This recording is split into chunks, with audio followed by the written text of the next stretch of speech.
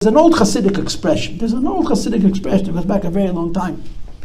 That when it comes to the soul, comes to the neshama, time and space are not obstacles. Time and space are not limitations.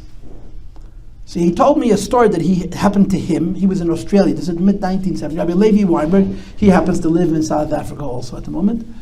So he told me the following story, that he was sent by the Rebbe in 1975 to support a local yeshiva in Melbourne, Australia, in 1975, 74, something like that. And the yeshiva was in Melbourne. And Sukkot, they went to Sydney, Australia, which was a smaller Jewish community, and there was an old rabbi, his name was Rabbi Abramson. Rabbi Abramson was an old Chabad Chossid who'd lived in Australia, I would imagine, for 25 years. I don't know how long he lived.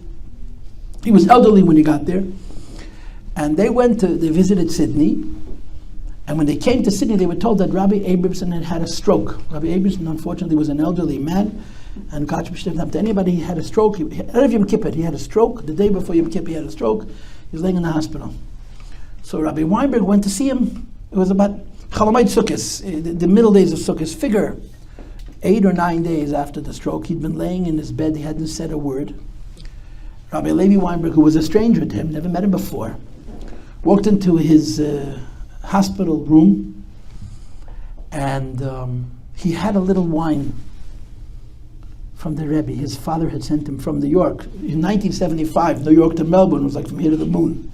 His father somehow had sent him wine from the Rebbe from Rosh Hashanah, from 3 weeks earlier. And he had this little bit of wine, and he came into Rabbi Abramson, who was very ill, was laying in a bed, and he walked up to him and he talked to him. They had some kind of communication. I don't know if it was verbal or not. It was not verbal, obviously.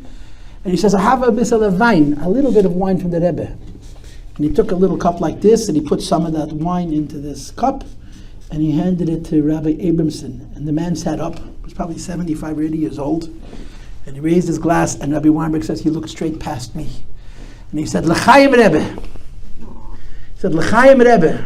And the whole family came running in. It was the first words he had spoken since his stroke. So the passage of time and the distance is immaterial.